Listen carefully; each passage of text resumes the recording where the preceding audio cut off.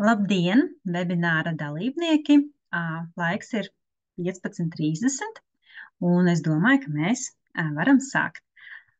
29. oktobris ir Vispasaules insulta diena, un ņemot vērā, ka insults ir biežākais nāves cēlonis kopumā, kā arī tā skaitā nelaimes gadījums arī darba vietā, tad mēs Sunstar grupa nolēmām uzaicināt ārsti Agneti Teivāni, kas jums sīkāk pastāstīs, kas ir insults, tā pazīmes un kā rīkoties, lai novērstu potenciālās briesmas. Došu vārdu Agnetei, lūdzu. Vēl maza piezīmīte. Es jūs aicināšu jautājumus uzdot webināra noslēgumā, vai arī droši rakstiet jautājumus čatā, un tad noslēgumā mēs sniegsim atbildes. Lūdzu. Jā, labdien visiem! Mans vārds ir Agnete Teivāne. Es esmu ārsts rezidents neiroloģijā. Strādāju pamata darba vietā Pauls Radina Kliniskajā universitātes slimnīcā un specializēšos tieši arī cerebrovaskulārās slimībās, kas primāri ir arī insulti. Strādāju tātad primāri ar insulta pacientiem, insulta vienībā ikdienā. Tāpēc šodien tas gods jums tādu mazu ievadiņu, protams, par to var runāt daudz un dikti, bet tādu mazu ievadiņu par to, kas tad ir insults, kādas ir tā pazīmes, jo tas būtu jāzina jebkuram cilvēkam, riska faktori. Par to parunāsim arī tā plašāk. Un, protams, pirmā palīdzība, kā rīkoties situācijā, ja kādam klātesošam cilvēkam nedod Dievs kaut kas tāds notiek, lai jūs zinat, kā rīkoties šādā situācijā.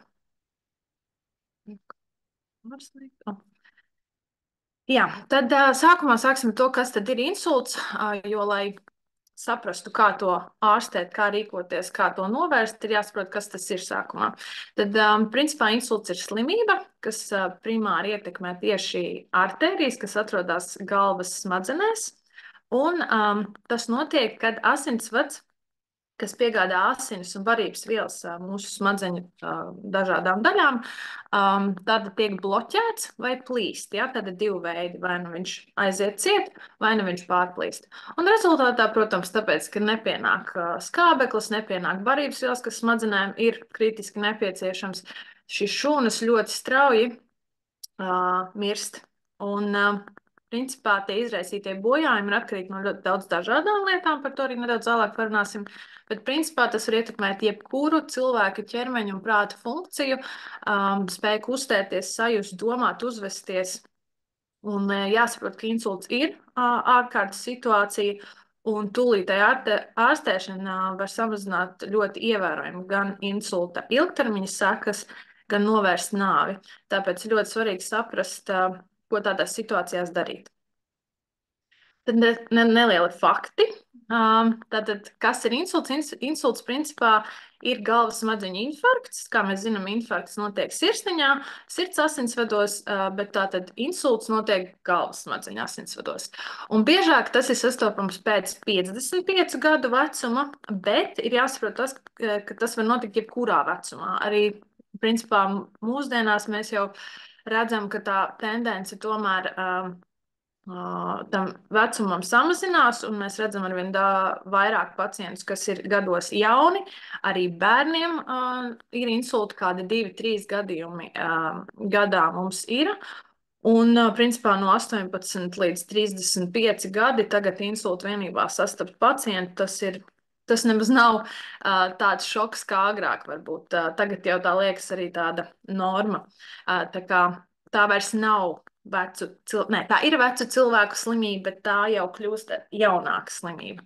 Jā, un tas ir galvenais invaliditātes cēlonis pieaugušajiem. Ir cilvēki, protams, kas pārciešot insultu pilnībā izvesaļojās un viss ir kārtībā, taču vairāk kā 2/3 tomēr izdzīvojušo paliek kaut kāda veida invaliditāte, lielāka vai mazāka. Jā, un kas tāds interesants fakts, kāpēc mēs runājam par insultu, kad laiks ir smadzenes, ir tāds slogans, laiks ir smadzenes, tāpēc, ka principā katru minūti, kopš notiek insults, tad viņš notiek vienā brīdī, un katru minūti nomirst 2 miljoni smadzeņu šūnu, jeb neironu. Un tas ir ārkārtīgi daudz, tāpēc tas būtiskākais, ko mēs vienmēr uzsveram, ir laiks, laiks, laiks. Jā, mēs nesēžam, nedomājam, tur kā rīkoties, ko darīt, ir katra minūte no svara. Nu jā, un tāpēc jāsaprot tas, ka laicīga ārstēšana var ļoti, ļoti mazināt insulta ietekmi, ja tas tiek sniegta principā, uzreiz pēc simptomu parādīšanās. Vēl nedaudz tādi fakti, lai jūs nedaudz pabiedētu. Labi, jokoju. Insultam ir liela ietekme uz sabiedrību. Kopumā pasaulē vairāk kā 12,2 miljoni cilvēku katru gadu cieš no insulta. Latvijā šis skaitlis, protams, ir nedaudz mazāks. Apmēram 8,000 cilvēku vidēji gadā nonāk stacionāros ar šo saslimšanu, un arī nedaudz vairāk kā 1/4 no tiem mirst. Un tas ir otrs biežākais nāves cēlonis Latvijā, uzreizais sirds asinsvadu saslimšanām citām. Un vidēji katru dienu Latvijā kopā pa visiem stacionāriem nonāk apmēram 27 cilvēki ar insultu, un dienā nomirst vidēji 7. Nu, es teiktu, ka tas skaitlis ir ļoti liels, ņemot vērā to, ka šo stāvokli var novērst laicīgi. Jā, Latvijā, diemžēl, šī mirstība no insulta ir 2,5 reizes augstāka nekā vidēji citur Eiropas Savienībā. Tas arī ir absolūti katastrofāls rādītājs uz to, ka mēs kā sabiedrība esam ļoti mazinformēti par šo un mazinformēti par to, kā šo novērst, kā izmainīt savus dzīves paradumus, lai mēs līdz šim stāvoklim nenonāktu. Tāpēc arī mēs par to katru gadu 29. oktobrī uzstājīgi runājam. Jā, un 66% Latvijas iedzīvotāju tuvāko cilvēku lokā ir kāds, kam ir bijis insults, kas arī ir ievērojams skaitlis. Bet tas galvenais, ko es gribētu uzsvērt, kad līdz pat 80% insultu mēs varam novērst ar dzīvesveidu izmaiņām. Jo jā, ir insulti, kuriem ir kaut kāds ģenētisks pamats, kuriem ir pamatā lietas, ko mēs varbūt nevaram ietekmēt ikdienā, bet tomēr 80% ir liels rādītājs tam, ka mēs varam, veicot izmaiņas, no tā izvairīties. Te nedaudz par insultu veidiem, jo nav tā, ka ir viens insults un tas ir viss. Bet nē, tomēr tur ir daži tādi mazas nianses. Tātad tas biežākais ir išēmisks insults, kas sastāv 87% no visiem insultiem. Tas ir tas insults, ko sabiedrībā saprot, teiksim tā, un zina, kad notiek insults, tad mēs saprotam to, ka notiek šis išēmiskais insults, kad tiek bloķēts asinsvads, jā, kaut kāds trombs vai receklis, tad bloķē kādu no asinsvadiem, kas piegādā asins smadzenēm, un tā tad tiek pārtraukta šī asins un skābekļa piegāde šīm smadzeņu šūnām. Tas ir viens no veidiem, un otrs veids ir hemorāģisks insults, kad nevis asinsvadā kaut kas iesprūst, bet asinsvads pārplīst. Rezultātā tajā vietā veidojās lokāls asins izplūdums, teiksim tā, zilums, un attiecībā no tā, vai ir lielāks asinsvads vai mazāks asinsvads iesaistīts, tā asins izplūduma izmērs arī mainās. Un jā, hemorāģiski insulti ir retāki, apmēram 13% no visiem insultiem, taču tam ir daudz augstāks nāves risks, tāpēc, kad, protams, ja ir asins izplūdums galvas smadzenēs, tas ir ļoti nopietni, jo asinis veido tilpuma procesu, spiež apkārtējos smadzeņu audus, un šīs spiediena rezultātā arī ļoti bieži, diemžēl, apstājās visu svarīgo elpošanas sirdsdarbības centru darbība. Tāpēc šis ir ļoti nopietns stāvoklis. Jā, un tad tāda varbūt mazāk zināma nianse par insultiem, bet ne mazāk nopietna ir transitora išēmiska lēkme, ko mēs saucam par tilu. Tas ir īslaicīgs asins plūsmas bloks smadzenēs. Tas ir kā išēmisks insults, tikai tas notiek uz brītiņu. Parasti simptomi viss notiek tāpat kā pie insulta, taču šie simptomi pāriet līdz 24 stundām. Pēc 24 stundām viss tā kā it kā nekas nebūtu bijis. Viss pāriet un liekas, viss taču ir forši, es neiešu tur pārbaudīties, man taču viss pārgāja, bet nebūtu nē. Ir jāsaprot, ka varbūt tas nenodara pastāvīgu kaitējumu, bet tā ir ļoti nopietna insulta brīdinājuma pazīme, jo pēc transitora išēmiskas lēkmes pirmo nedēļu, mēnešu laikā ir ļoti, ļoti augsts risks, ka notiks pats insults, pats lielais insults.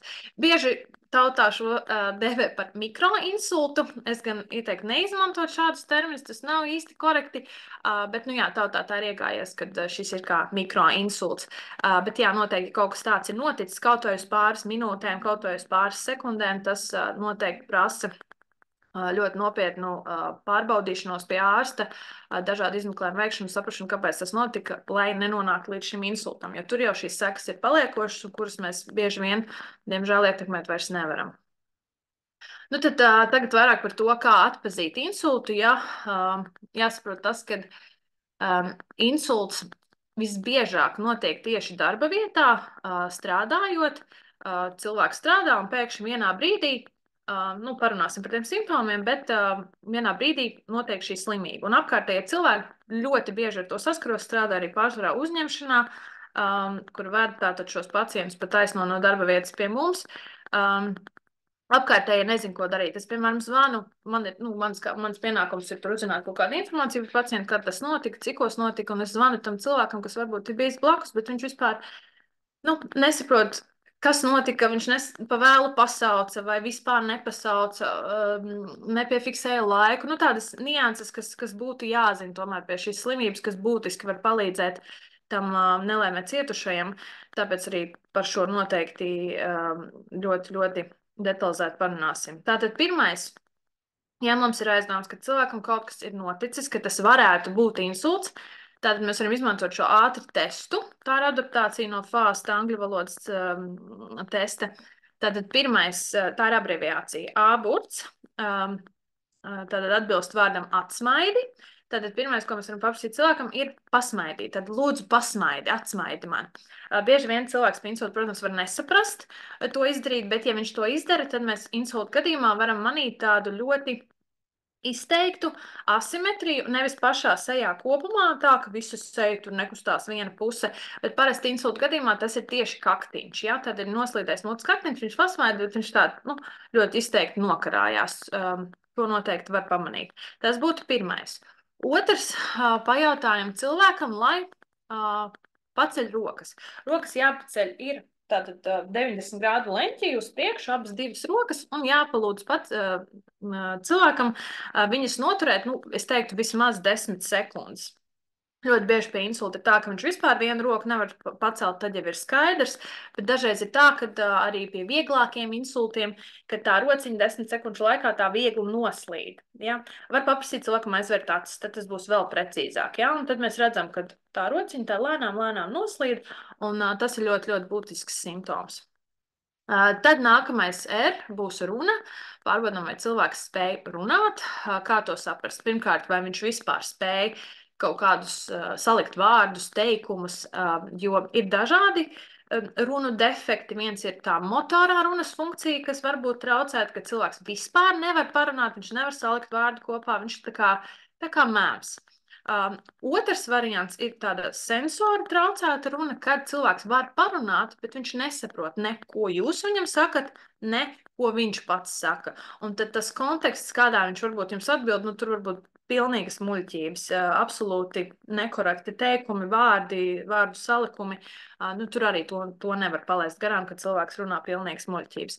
Un trešais, ko varbūt bieži neievēro, tā saucamā dizartrija, kas principā nozīmē to, ka cilvēks, tā artikulācija ir traucēta. Cilvēks runā, viņš runā saprotami, bet, saprotams vārdus, vārdu kontekstu, bet nevar izrunāt vārdus pareizi. Viņš tā kā šļups tā kā ar karstu kartupeli mutē. Tas arī ir simptoms insultam. Un iburts būs izsauc. Ja? Tas ir arī, pārbaudām sākumā šo, mēs saprotam, jā, varētu būt insults, zvanam uzreiz, nekavējoties, nedomājam, varbūt pāries, varbūt man tur jāpalas, varbūt man tur jāpiezvan mammai, jāpadomā, varbūt tiešām ir insults, tur varbūt kaut kādai kaimiņu tantei, viņai tur kaut kam kaimiņos bija Nē, mēs uzreiz zvanām, jo jūs nesat ārsti, tas ir jāsaprot, ir jāzvana speciālistam, kas atbrauks un uzreiz spēs izvērtēt, ir vai nav, labāk piezvanīt, labāk varbūt viņi atbrauks, pateiks, nē, tas tur viss ir kārtībā un jums nevajag braukt uz slimnīcu, nekā, ka jūs palaižat garām, jo tiešām šeit laiks ir ļoti svarīgs. Tad zvanam 113 vai 112, Un ļoti svarīgi no jūsu puses, kā līdzcilvēkam, ir piefiksēt laiku, kad šie simptomi sākās. Jo ar insultu ir tā, ka tas sāksies vienā sekundē. Tas notiks, bieži vien ir tiešām tā, 12. sēdēju un pat nokritu, vai tur nevarēja parunāt, vai tur roka atteica. Jā, tad piefiksējam precīzu laiku, jo mums tas kā ārstiem pēc tam, man tas ir lielākais biedrs pēc tam medīt, cikos kas sākās, jo tālāk tā terapija ir atkarīga no tā, cikos tie simptomi sākās, jo mums ir konkrēts laika loks, kurā mēs cilvēkam varam palīdzēt. Tātad tas būtu par šo testu, to mēs tad viegli atcerēties ātri, ja? Atsmaidam, turam, runa un izsaucam.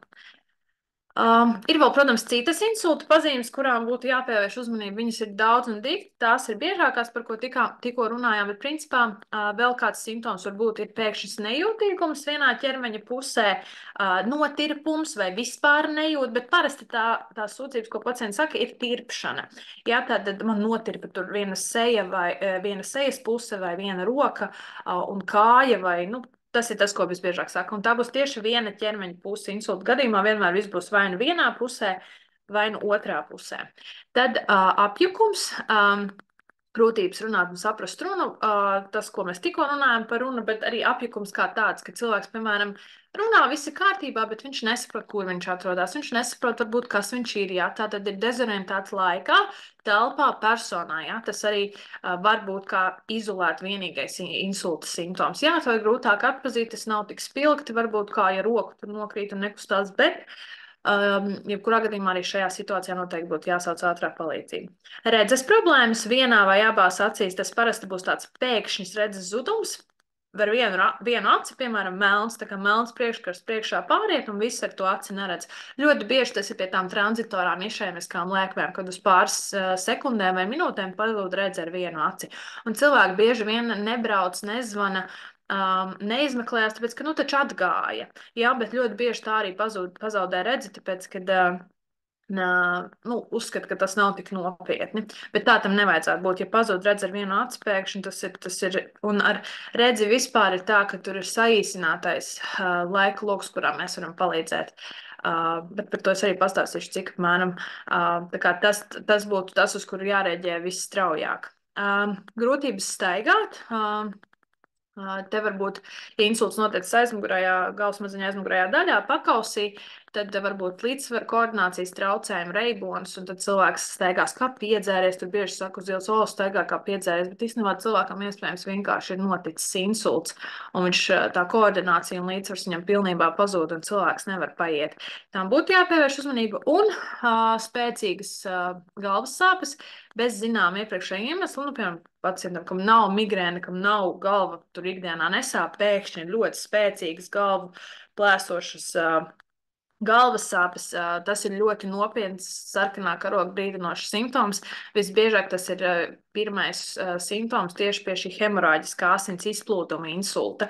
Jā, jo tā kā tilpuma process notiek, un audi tiek nospiesti, un tās spiediena rezultātā ir ļoti, ļoti spēcīgs galvas sāpes. Uz šo arī noteikti būtu jārēģē. Jā, un tad kā rīkoties?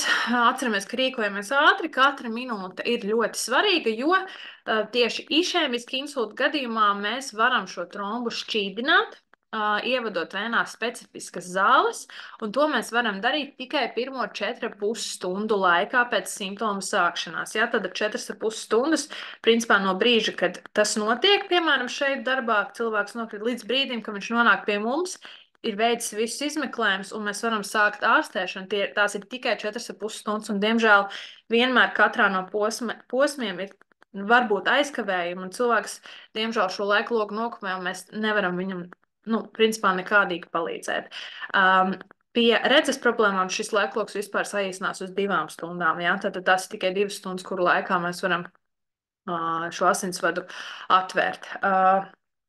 Pie hemorāģiska insulta, protams, mēs neko nešķīdinām, tāpēc, ka galvā jau ir noticis asins izplūdums, tur vienkārši ir tāda simptomātiska terapija, bet tāpat, jebkurā gadījumā, ir jābūt slimnīcā un ārstu uzraudzībā, ja nu gadījumā stāvoklis strauji pasliktinās, tad mēs arī varam palīdzēt ar dažādām operatīvām metodēm. Protams, ir atsevišķi gadījumi, kad Mēs ne tikai šķīdinām trombu, bet arī varam izvilkt trombu no artērijas ar speciālām ierīcēm, un speciāli dakteri to dara.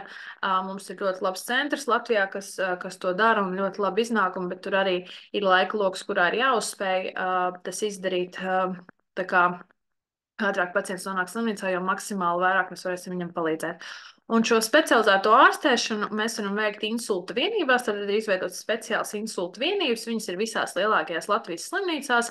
Rīgā tas ir tie ir Stradiņi un Gaļazars, bet arī Liepājā, Ventspilī, Jelgavā, Valmierā, Rēzeknē un Daugavpilī ir ļoti advancētas insulta vienības, kurās nonākot šo terapiju jūs noteikti 4,5 stundu laikā varat saņemt un tikt ārstēti.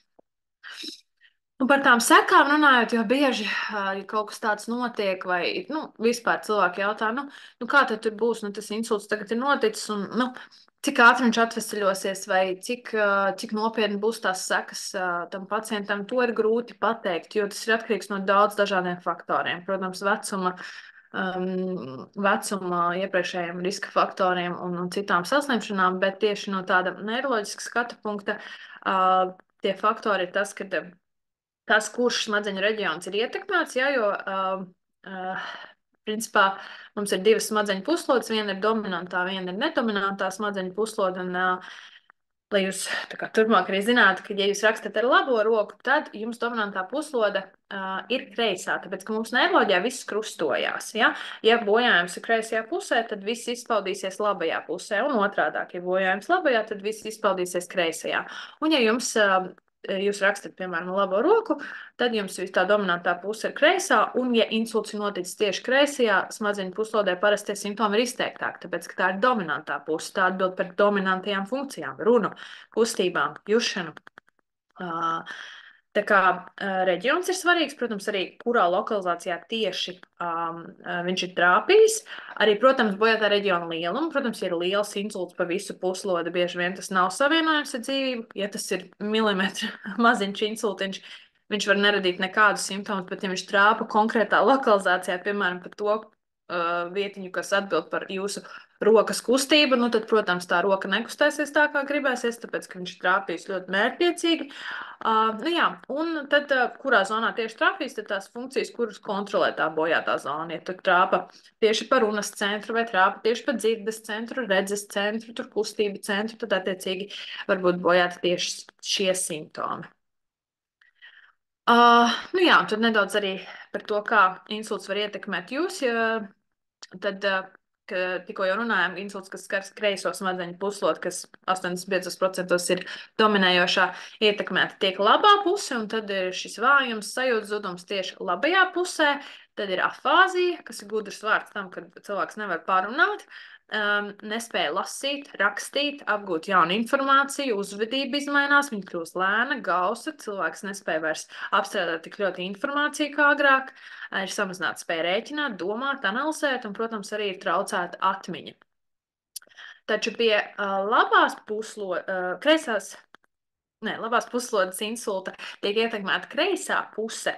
Te arī, protams, būs zudums kustībās un sajūtās arī kreisajā pusē, bet te vairāk par cik labā puslode, nedominantā puslode atbild vairāk par tādu māksliniecisko un mūsu emocijām vairāk, tad būs uztveres traucējumi, būs ļoti ātra tāda, kā pateikt, neadekvāta uzvedība bieži vien. Tie cilvēki ļoti, ļoti izmainās pēc labās puses insultiem tieši personības ziņā. Varbūt redzes problēmas, nespēja vairs zīmēt, novērtēt mākslu, mūziku, atpazīt emocijas vai paši izpaust kaut kādas konkrētas emocijas un arī, protams, problēmas ar atmiņu.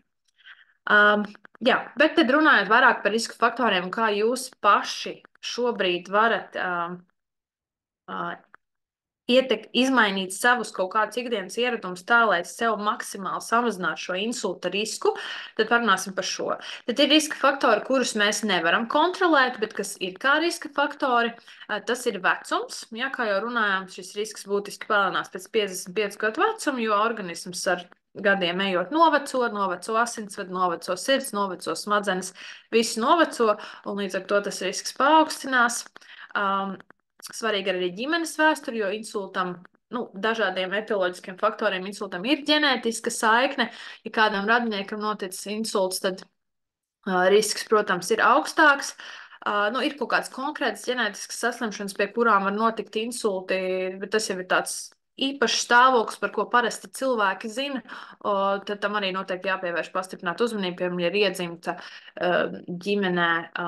iedzimts ģimenē paaugstināts holesterīns, tā var būt, tad, ja, piemēram, jūs to zinat, tad jau laicīgi uzsākt medikamentus, laicīgi darīt maksimāli visu, lai šo holesterīnu turētu normas līmenī, lai tad šis risks neceltos.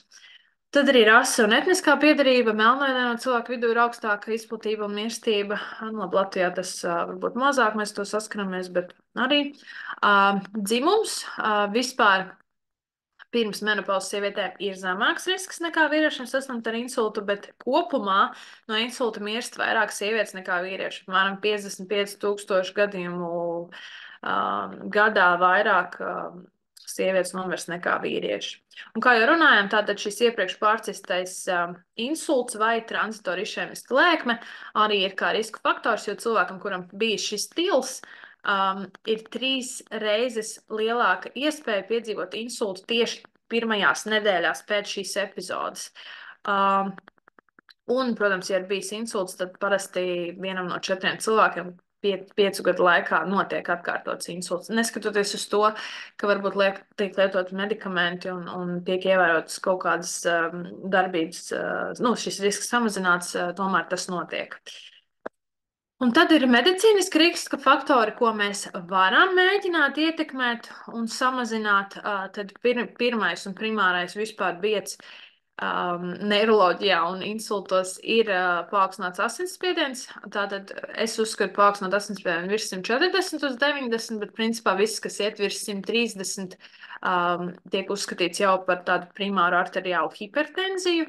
Tad, kā mēs zinām, normāls asinsspiediens ir 120 uz 80 visiem cilvēkiem, neskatoties uz dzimumu un vecumu. Un tad, ja viņš kāp augstāk par 140, tas jau ir ļoti svarīgs. Es teiktu, svarīgākais riska faktors gan insultam, gan citām sirds asinsvadu saslimšanām. Cukura diabēts. Cukura diabēts arī divkāršo risku piedzīvot insultu, jo tas veicina trombu veidošanās, bojā asinsvadu sieniņas. Tāpēc noteikti regulāri vajadzētu pārbaudīt cukuru. Kaut vai reizi pusgadā, reizi 3 mēnešos aptiekā var aiziet to izdarīt. Tas nav sarežģīti pamērīt, bet svarīgi to darīt tik tukšā dūšā. Vai reizi gadā, reizi pusgadā nodot pie ģimenes ārsta tukšā dūšā analīzes un paskatīties tātad šo glikos rādītāju asinīs. Ja tas ir virs 5,5, tad jau tas ir stāvoklis, par kur noteikti būtu jāpanā ar ģimenes ārstu un vai nu ar diētas izmaiņām šo stāvokli koriģēt, vai lietot jau medikamentus. Tad noteikti viens no svarīgākajiem ir holesterīns arī, jo tas veicina tātad šo trombu veidošanos, tauku nogulstnēšanos asinsvados, un tajos brīžos, kad paaugstinās asinsspiediens, piemēram, jūs aiziet uz sporta zāli vai ir kaut kāda stresa situācija un ļoti strauji asinsspiediena kāpums ir, tajā brīdī asinsvadā var atrauties šis tauku pleķītis, kas ir nosēdies no tā holesterīna, un nonākt vai nu sirds vai galvas asinsvados, izraisīt šo nosprostojumu, notiek infarkts vai insults. Tāpēc ir ļoti svarīgi sekot līdzi arī holesterīna līmenim. To var darīt arī pie savu ģimenes ārsta reizi gadā, reizi pusgadā, atkarīgs no tā, kādas tur izmaiņas vai biežāk. Tad asinīs arī šos rādītājus var kontrolēt. Un asins cirkulācijas problēmas.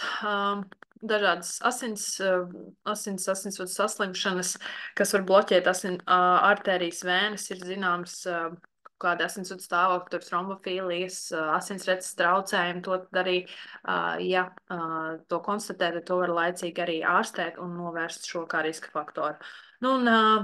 Viens no arī galvenajiem riska faktoriem insultam, kas izraisa vairāk kā 40% no visiem išēmiskiem insultiem, ir mirdzaritmija, tautā zinām, kā mirdzaritmija. Viņa 5 reizes palielina insultu risku. Principā jau mūsdienās, es teiktu, ja agrāk tie bija pāris pacienti insultu vienībā, kas brauc ar mirdzaritmijas izraisītiem insultiem, tagad jau tā ir vairāk kā pusi insultu vienības. Katram otrajam jau, diemžēl, ir sirdsritma traucējumi. Bet tajā brīdī, kad sākās mirdzaritmija, tad ir izmainīts tas sirds ritms, samutuļo asinis priekškambarī, izveidojās trombs un ļoti vienkārši nonāk galvas smadzenēs nosprosto, un tas ir sekundes jautājums. Bet šeit arī ir medikamenti, ko var lietot, kas šķidrina asinis, un būtiski šo risku pazemina. Tāpēc svarīgi šo stāvokli konstatēt. Ja ir aizdomas, ka ir sirds pārsitieni, piemēram, jūtat, jā, tā sirds kaut kā daudzās, kaut kā pārlec, noteikti vajadzētu aiziet pie ģimenes ārsta, uztaisīt kardiogramu, uztaisīt holteru izmeklēšanu, kur 24 stundas uzliek tādus vadiņus, un tad 24 stundas mēr, kā jums sirsniņa strādā. Un tad kaut kādos momentos var uzķert, vai ir kaut kāds sirds ritma traucējumi vai nav. Šis ir ļoti, ļoti būtiski. Jā, un dzīves stila riska faktori, kas būtu tas, ko jūs visvairāk varat ietekmēt ar savām ikdienas darbībām, tad pirmais būs noteikti atteikties. Nu, tas visiem ir zināms, bet atkārtošos atteikties no tabakas un e-cigarešu smēķēšanas, jo tas palielina risku sirds asinsvadu saslimšanām, tā skaitā insultam 2 līdz 4 reizes. Noteikti jāierobežo arī jāsamazina alkohola lietošana ne vairāk kā 2 dzērienus dienā vīriešiem un ne vairāk kā 1 dzērienu dienā sievietēm. Nu, tas nav, es nerunāju, ka tur viens dzēriens ir vesela glāze ar šņabi, bet, nu, es teiktu, tur 1 glāze vīna. Jā, tad noteikti šo vajadzētu samazināt. Tad jāuztur svars ir normas robežās, jo aptaukošanās un liekais svars rada slodzi ne tikai uz sirds asinsvadu sistēmu, bet uz visām orgānu sistēmām un palielina būtiski risku arī attīstīties diabētam, par ko tikko runājām. Tad noteikti vajadzētu palielināt fizisko aktivitāšu daudzumu ikdienā. Tas ir arī galvenais slogans šī gada insulta dienai - būt vairāk fiziski aktīviem, jo tā krietni pazemina insulta risku, dažādas sirds asinsvadu patoloģijas, pazemina asinsspiedienu. Tās rekomendācijas ir vai nu dinamisks 30 minūšu gājiens katru dienu, ja, tie saucamie 10 000 soļi, ja, par ko runā. Tā tas ir 10 000 soļi, būtu tas vidējais, kas dienā būtu jānoiet, vai nu vismaz 150 minūtes vidēji intensīvas fiziskas aktivitātes nedēļā. Jā, un veselīga diēta. Tā būtu tā saucamā vidusjūras diēta, arī par ko runā. Nu, bet principā, kā jau mēs arī visi zinām, tie ir svaigi augļi, dārzeņi, pilngraudu produkti, olbaltumvielām bagāti produkti, maksimāli ierobežot apstrādātas pārtikas izmantošanu, maksimāli ierobežot daudz sāli un daudz cukuru pievienošanu produktiem un arī izvairīties no trekniem, ceptiem ēdieniem, jo tas būtiski paaugstina atkal holesterīnu. Tā kā jā, tā saucamā vidusjūras diēta. Nu jā, un vēl šeit ieliku, kas man ļoti patīk, šie Life's Essential 8, jeb dzīves būtiskie 8 kontrolpunkti, lai maksimāli saglabātu mūžīgu savu labklājību, savas sirds asinsvadu veselību un samazinātu risku gan sirdslimībām, insultam un citām nopietnām veselības problēmām. Nu, kā jau tas pirmais, kā tikko runājām, ir ēst labāk, tātad mērķējam uz kopīgi veselīgāku ēšanas modeli. Tas, ka jūs reizi nedēļā apēdīsiet McDonald's, tas nav nekas, galvenais to McDonald's neēst katru dienu. Tas pats ir ar alkoholu, jūs tur aiziesiet piekdienas vakarā tur uz tusiņu un iedzersiet, tas nav nekas, galvenais to nedarīt katru dienu. Jā? Tas tātad viss, kas par daudz, tas par skādi, tas arī attiecās arī uz ēdieniem. Ja jūs ēdīsiet tikai salātus, tas arī nebūs veselīgi. Jābūt pilnvērtīgiem produktiem, pilnvērtīgām ēdienreizēm. Tad otrais - būt aktīvākam. Jā, tad, kā tikko runājām, šīs 150 minūtes mēnesi intensīvas slodzes nedēļā. Tad trešais ir atmetam smēķēšanu. Jā, tas ietver gan cigaretes, gan elektroniskās veipus, saltiņus un viss, kas mūsdienās tagad ir iznācis. Es saprotu, ka ar jauno gadu saltus aizliegs Latvijā, kas ir ļoti labi, jo varbūt liekas, ka tas nav tik kaitīgi, cik cigarete, bet īstenībā varbūt tur nav tik daudz darba un šīs sliktās vielas, bet tur atkal ir ļoti daudz sāļi un tādas piedevas, kas nogulsnējas gan plaušās, gan asinsvados un ilgtermiņā var izraisīt pat vēl nopietnākas sekas. Tāpēc to noteikti arī vajadzētu atmest. Tad ceturtais, par ko varbūt iepriekš negulējām, bet tas nav nemazāk svarīgs faktors, ir miegs. Cilvēkam katru nakti ir nepieciešams šīs 7 līdz 9 stundas, jo tieši miegā mūsu smadzenes, teiksim tā, atjaunojās. Un, par to cilvēki ļoti maz runā īstenībā par šo miega higiēnu. Viņi mums ir katastrofāli sabojāta ar telefoniem. Jā, mēs ejam gulēt, mēs paņemam telefonu, pasēžam TikTokā vai tur Instagramā, Facebookā stundiņu, un tad domājam, kāpēc mēs nevaram aizmigt vai nakts vidū mostamies. Tas ir loģiski, ka smadzenei apmēram stundu pirms miega ir jāatpūšas. Stundu pirms miega nedrīkst būt nekādas viedierīces, telefona, televizora, skaļa mūzika, spilgtas gaismas.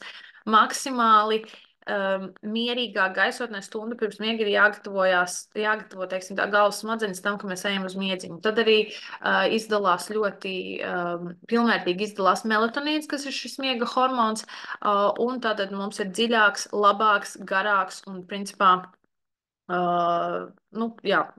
daudz pilnvērtīgāks miegs. Ja ir kaut kādas miega problēmas, cilvēks neizguļās, tad tas var iespēdot ne tikai gara stāvokli, ne tikai kaut kādus cilvēku pašu sajūtas, bet arī tātad būtiski palielina risku dažādām kroniskām saslimšanām. Ja jums liekas, ka jums ir kaut kādas miega problēmas, jūs tur bieži mostaties vai nevarat iemigt, miegā krācat, neizguļaties, tad noteikti vajadzētu aiziet pie miega speciālista. Latvijā tagad ļoti attīstīta nozare kļūst, mums ir dažādi miega centri, mums ir ļoti labi miega speciālisti, kas aiziet uz vienu konsultāciju, var ar jums izrunāt kaut kādas dažas lietas, varbūt, ko jūs ikdienā varat pamainīt, ko bieži vien pamainot, arī šis miegs būtiski uzlabojās. Labi, par miegu arī es varētu runāt stundām, bet tas ir ļoti, ļoti svarīgi. To es vienmēr arī pacientiem uzsveru. Jā. Tad 5. ir kontrolēt svaru. Tātad pat 2-5 kg zaudēšana var ievērojami samazināt risku saslimt ar sirds asinsvadu slimībām.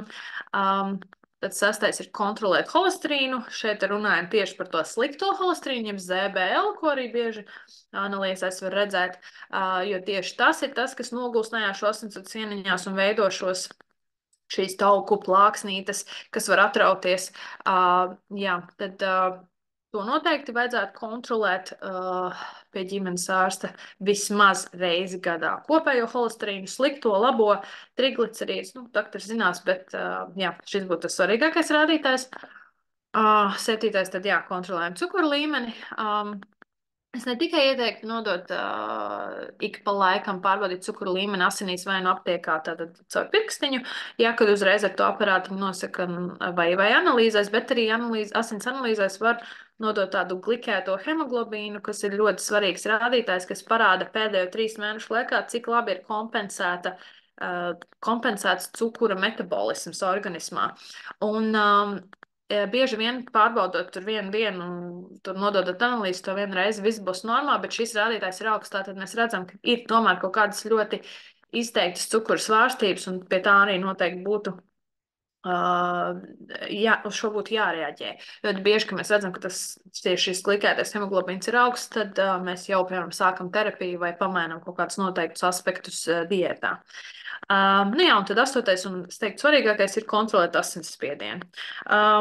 Kontrolēt asinsspiedienu var dzīvesveidu izmaiņām, ar to pašu miegu, fiziskām aktivitātēm un diētu, bet bieži vien, reti kurš to spēj, es teikšu, kā ir, un bieži vien mēs tomēr uzsākam medicīnisku terapiju ar medikamentiem, un es gribētu teikt, ka arī ir pacienti, kas saka, jā, man tur augsts asinsspiediens, man bieži lēkā tur uz 200, 220, bet es jūtos labi.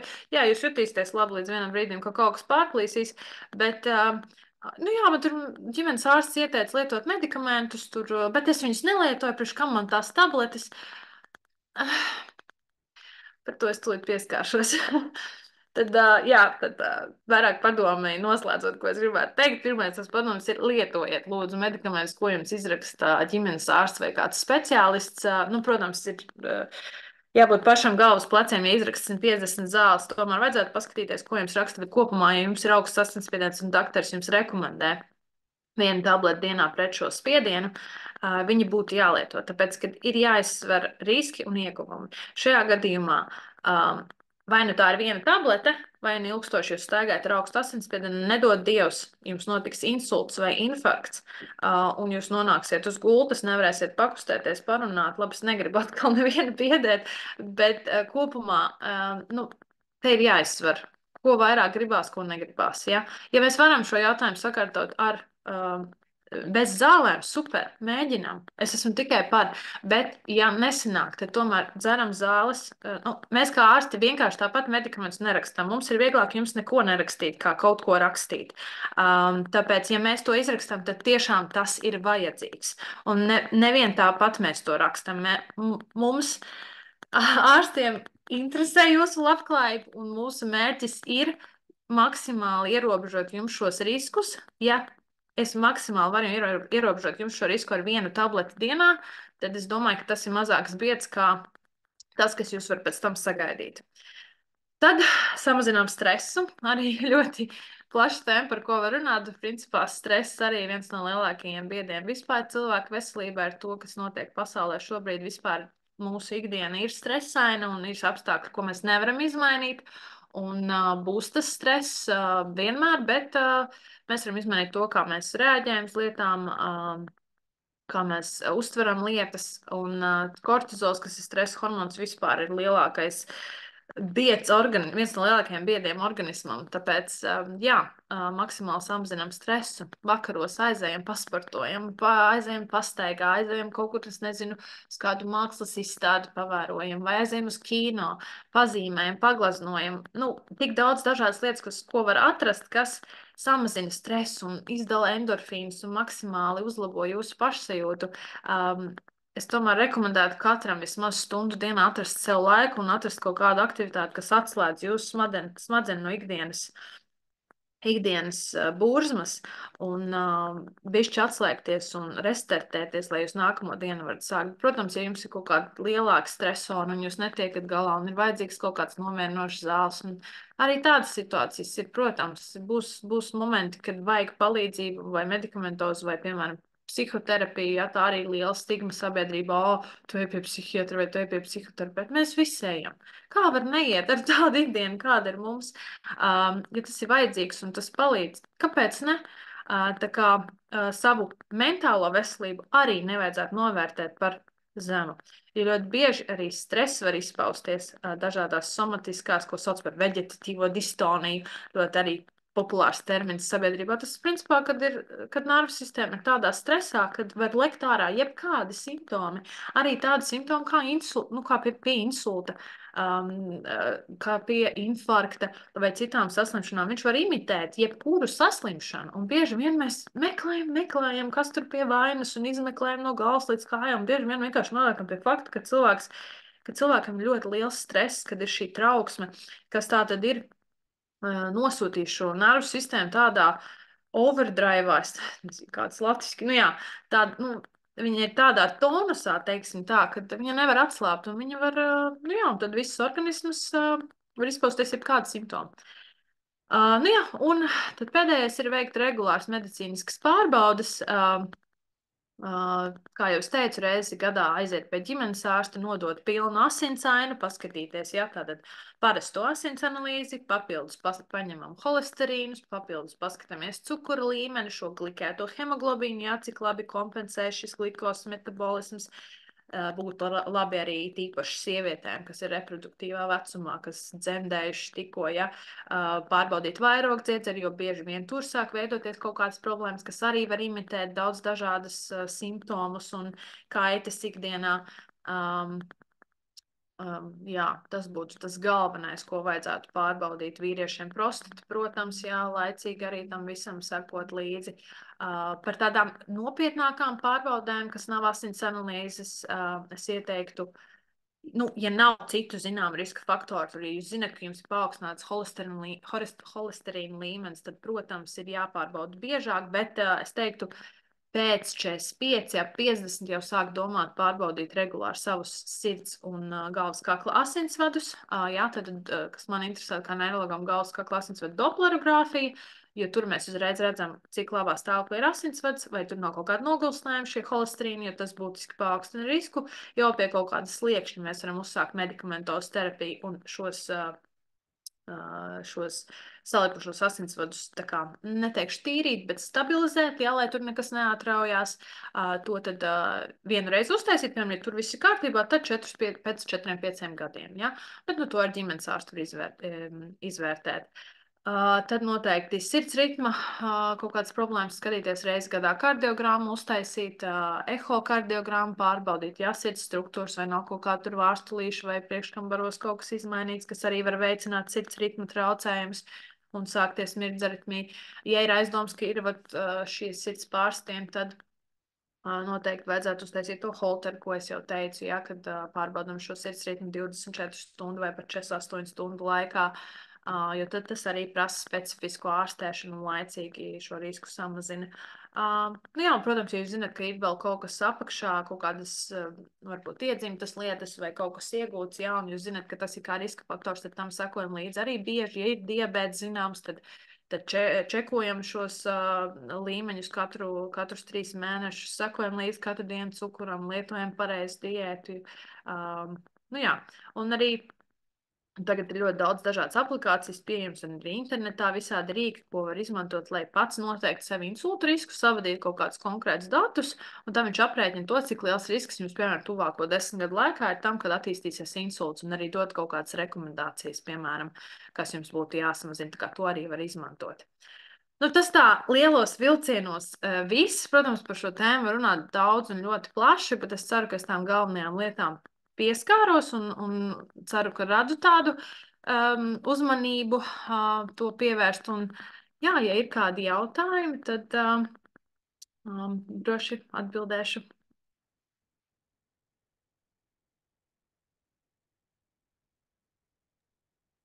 Tās, ka jautājumu nav. Kamēr varbūt webināra dalībnieki domā par jautājumiem, kurus varētu uzdot, varbūt, jā, es varētu no Sunstar puses pateikt liels paldies par plašo garo izklāstu. Es domāju, ka man piekritīs visi webināra dalībnieki. Mēs uzzinājām daudz, varbūt, daudz jaunas lietas un izpratām tādu šīs problēmas to būtību. Es gribētu tā kā varbūt pajautāt, varbūt, lai Agnete varbūt vēlreiz tā kā uzsver tos riskus, kas ir tie medicīniskie riski. Es saprotu, ka tas ir mūsu rokās viņus mazināt. Vai es pareizi sapratu? Jā, ļoti bieži šie medicīniskie riski ir iedzimti, bet ļoti bieži viņi ir arī iegūti. Ja? Tātad ir medicīniski riski, piemēram, mēs piedzimstam ar diabētu, nu mēs to nevaram izmainīt. Ja? Mēs varam būtiski samazināt šo risku, bet bieži arī mēs iegūstam dzīves laikā ar savu neveselīgo dzīvesveidu, šo paaugstināto spiedienu, paaugstināto cukuru līmeni, paaugstināto holesterīnu. Ja? Tātad būtiski tam pievērst uzmanību ne tikai, ja tas ir iedzimts, nu, ne tikai, ja mēs to iegūstam, vai ne tikai, ja tas ir iedzimts. Jo to visu var koriģēt, varbūt to nevar izārstēt, ja diabētu nevar izārstēt, bet viņu var apārstēt tā, ka šis risks gandrīz ir principā nulle, piemēram, uz insultu vai sirds asinsvadu saslimšanām. Tā kā noteikti tam pievēršam uzmanību. Tad arī tāds viens no izplatītākajiem insulta cēloņiem ir paaugstināts arī asinsspiediens, un dzirdēju stāstījumā akcentu uz fiziskām aktivitātēm. Vai un kā fiziskās aktivitātes ieviešot ikdienā sanāk to asinsspiedienu mēs varam kaut kā regulēt? Uzlabot? Jā, bet tā fizioloģija ir diezgan sarežģīta, kā tas notiek, bet kopumā, kas ir jāsaprot, kad fizisko aktivitāšu laikā izdalās endorfīni, kas ir tie labie hormoni, teiksim tā, kas mums būtiski uzlabo, principā, nervu sistēmas darbību, samazina noņemto stresu, ja, kas ir varbūt ikdienā radies, un sporta laikā, kad cilvēks sporto, tad ir tāda dinamiska kā to pateikt, dinamiska asinsspiediena un sirdsdarbības svārstību, nu, respektīvi, asinsspiediens paaugstinās un normalizējās. Sirdsdarbība pātrinās, palielinās. Un bieži trenējoties, tāda šie kardio treniņi saucamie, viņi stabilizē asinsvadu, sirds asinsvadu sistēmu, asinsvadu sieniņu. Sirds tā kā tiek, teiksim tā, uztrenēta tam, kad viņa labāk panes to, kad ir paaugstinās asinsspiediens. Ja, ka, piemēram, viņš uzlec līdz 160, 170, bet cilvēks jūtās relatīvi labi, jo sirsniņa zina, kā tajā situācijā rīkoties un kā sevi nomierināt. Bet cilvēkam, kas, piemēram, nesporto, un viņš tagad, nezinu, tur kāda stresa situācija, vai tur skrien uz autobusu to savu minūti, viņš tā aizelšās, ka tā sirds aiziet tādā stresā, ka viņa nespēja vairs sevi nomierināt, un tajā brīdī arī var notikt, principā, jebkas, kaut kas var pārplīst, atkal kaut kas var atrauties, sirsniņa var aiziet, sākties sirdsritmu traucējumi, ja, tā kā, nu, tas ir tas kardio treniņš, mēs trenējam sirsniņu uz šīm situācijām. Tas tā īsumā. Liels paldies! Es ceru, ka šis arguments, teiksim, tā kā iedrošinās webināru darbiniekus, tā teikt, nodarboties vairāk ar fiziskām aktivitātēm, lai pēc tam nebūtu nepieciešams lietot šos te medikamentus, kas jau būtu tā kā principā jau cīņa ar sakām, ja? Nu, tā. Jā. Mhm. Jā, tā, čatā ir, paskatīšos. Jā, čatā ir viens labs jautājums par tādu kā arī dzīvesveidu kafijas dzeršana. Jūs, Agnita, minējāt par smēķēšanu un tās ietekmi uz insultu, vai kofīns ietekmē arī insulta iespējamību?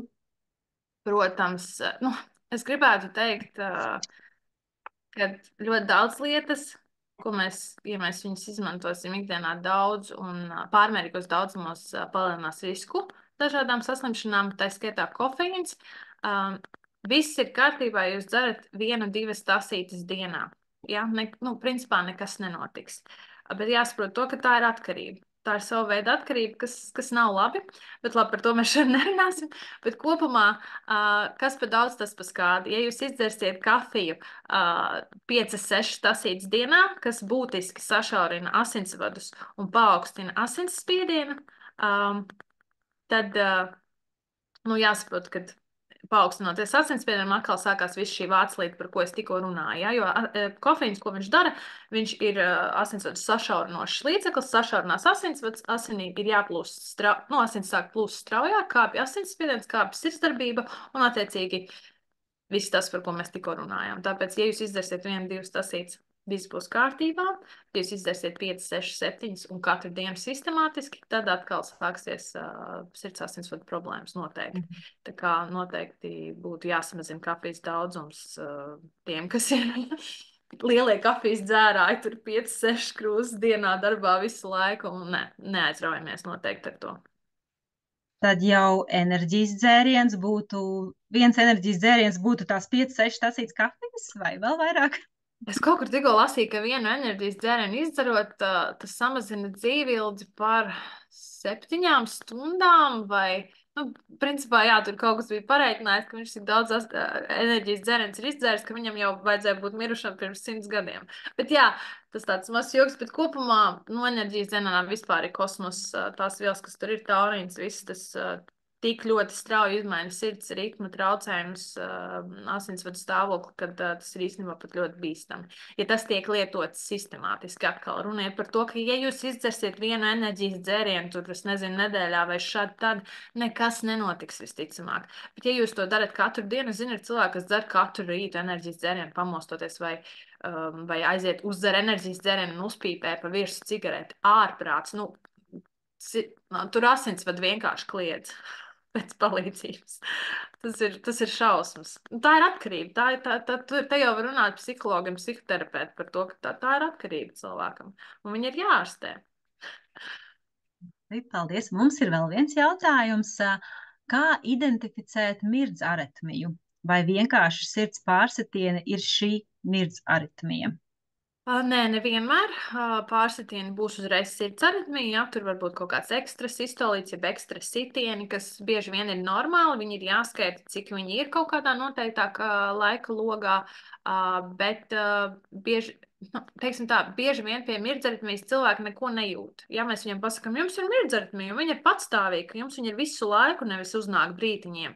Cilvēks saka, bet es viņu vispār nejūtu. Jā, ir tādi gadījumi. Ir cilvēki, kas jūt, ka viņiem nāk tā lēkme virsū, ja, ka viņiem sirsniņa normāli strādā, nu, ikdienā strādā normāli, bet ir šie paroksizmi saucamie, tātad kaut kādas lēkmes mirdzaritmijas, un viņi jūt, ja, tad veidojas pārsitieni, ja, kaut kāds paaugstinās asins spiediens, nosvīst cilvēki ļoti bieži, sareibst galva, nu, tie tādi biežākie simptomi. Tā kā nē, vienkārši pārsitieni uzreiz nav tā, ka sajutīsiet, nu, viss man ir mirdzaritmija. Ir cilvēki, kas sevi tā diagnosticē un saka, man ir mirdzaritmija. Nu, tā, tik vienkārši tas nav. Noteikti vajadzētu aiziet vai nu pie ģimenes ārsta, vai nu pie kardiologa, un tad veikt šo holteru. Principā, kas var diagnosticēt, ir holteru izmeklējums. Ja mēs uz 24 vai 48 stundām uzliek tādu ierīcīti ap kaklu, viņš tāds maziņš aparātiņš pieslēdz dažus elektrodus, tātad vadiņus šeit pie sirsniņas, un jūs 24 stundas darbojaties, kā jūs darbojāties. Ejiet uz darbu, aiziet uz treniņu, ejiet gulēt, visu darat kā ierasts, un tad pēc tam atdodot doktoram, viņš redz 24 stundu laikā, kā sirsniņa reaģēja uz kaut kādām situācijām, vai nebija pārsitieni, vai nebija kaut kādi ekstra sitieni, kam tur nebūtu jābūt, un tā viņi arī var diagnosticēt. Īstenībā ļoti vienkārši un ļoti pieejams izmeklējums, nav garas rindas. Tā kā, ja ir aizdomas, ka varētu būt kaut kāds sirds ritmas traucējumi, to noteikti vajadzētu pārbaudīt, jo tas risks šeit ir nu, ļoti, ļoti, ļoti paaugstinās insultam. Kā es teicu, katrs otrais gadījums jau ir dēļ šīs mirdzaritmijas, un ir lieliski medikamenti mūsdienās, ko var lietot, lai asins šķidrinātu un maksimāli samazinātu to insultu risku, un arī rezultāti ir brīnišķīgi lietojot šos medikamentus. Un bieži vien arī mirdzaritmiju var ārstēt ar kardioloģiskām dažādām darbībām, jā, tur, nu labi, nebiedēšu, bet, jā, var arī izārstēt. Tas atkarīgs no gadījuma. Bet, jā, holters ir tas, ko var ģimenes ārstam paprasīt, iedos nosūtījumu Ja lieto valsts to naudai. holteri, var lietot arī zāles, kas, nu, to nervozitāti tā kā samazina. Jā, var. Labi, paldies. Tajā brīdī nav nekādu ierobežojumu. Protams, jūs nevarat iet vannā un pirtī ar to aparātiņu. Ja? Jums ir jāizdara tā, lai maksimāli tas aparāts un visi elektrodi noturās 24 stundas, bet jūs lietojat visus medikamentus, visu, kas iepriekš nav nekādu ierobežojumu. Tad ir vēl viens jautājums. Holesterīns un insults. Cik lieli riski un pie kādiem apstākļiem? ļoti, ļoti plaša tēma. Jāsaprot par insultu riskiem. Ir konkrēti skaitļi arī asins analīzēs, ka jūs nododat asins analīzes, apakšā parādās riski kaut kādām konkrētām sirds asinsvadu saslimšanām. Bet es teiktu, ka par to kopējo holesterīnu viņš ir normāli līdz 5. Principā viss, kas iet virs šī skaitļa, būtiski šo risku pazemina, jo augstāk, jo lielāks risks, bet šeit arī jāskatās, uz kā fona šis kopējais holesterīns ir pacēlies. Vai varbūt tie ir labie holesterīni, labi, tas ir reti, bet vai tas ir sliktie holesterīni, tas ZBLs vai triglicerīdi, jā, un tad konkrēti attiecīgi skatāmies tos skaitļus. Nu, parasti insulta vienībā tas, ko mēs redzam, šie skaitļi figurē kaut kur, nu, es neteiktu, ka uz pusi lielāki, bet kaut kur, nu, ja norma ir līdz 5, insults notiek 6, 7, 8, jau kad ir šis skaitlis.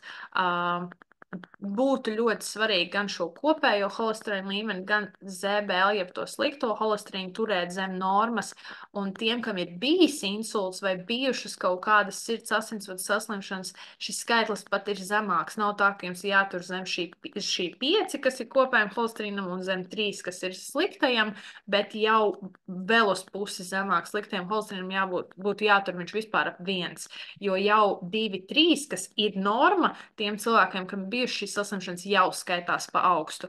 Bet noteikti aizejot pie ģimenes ārsta vai pie neirologa, kardiologa, veicot šīs analīzes, arī var izrunāt šo jautājumu un saprast, vai jums ir jāuzsāk terapija vai nav jāuzsāk terapija, jo arī mēs neskrienam, protams, uzreiz likt, jo tie medikamenti, nu, teiksim tā, ir nopietni, viņi ir spēcīgi, kaut kādu laiku var palietot, nosist, nu, pazemināt šos līmeņus, taču ilgtermiņā lietot, protams, arī šos medikamentus, nu, nav labi visu dzīvi. Būtu tomēr jāmācās tas holesterīns kontrolēt ar dzīvesveidu izmaiņām, diētu, fiziskām aktivitātēm. Es ceru, ka atbildēju pareizi. Nu, saprotam. Jā, es domāju, ka mana webināra dalībnieki piekritīs, ka šī bija ļoti vērtīga stunda, kuru mēs kopā pavadījām ar tevi, Agnete. Mēs uzzinājām ļoti daudz labas un vērtīgas informācijas, un gribēju painformēt arī webināra dalībniekus, ka šis nebūs pēdējais seminārs par veselības tēmu.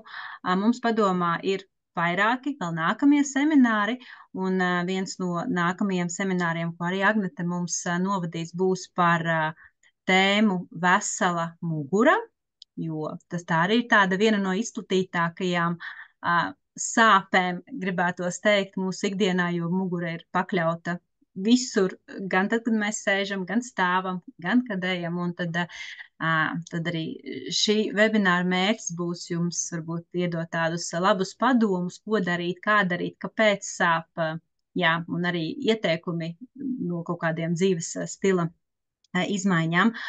Šajā webinārā arī Agnete ļoti daudz pieskārās miega aktualitātei un fiziskām aktivitātēm. Un šīs divas tēmas jau bija iepriekš, ir bijuši webināri, kas ir ierakstīti, un šie ieraksti ir pieejami Sunstar Group YouTube kontā. Ieejot YouTube, uzrakstot Sunstar Group, jūs atradīsiet mūsu kontu, kur jau būs pieejami arī citi iepriekš ierunāti webināri par šīm tēmām. Droši klausaties. Un jā, teikšu lielu paldies Agnetei, teikšu lielu paldies jums webināru dalībnieki, un tad uz tikšanos mūsu nākamajos webināros. Jā, paldies visiem, veselību visiem, rūpēties par sevi.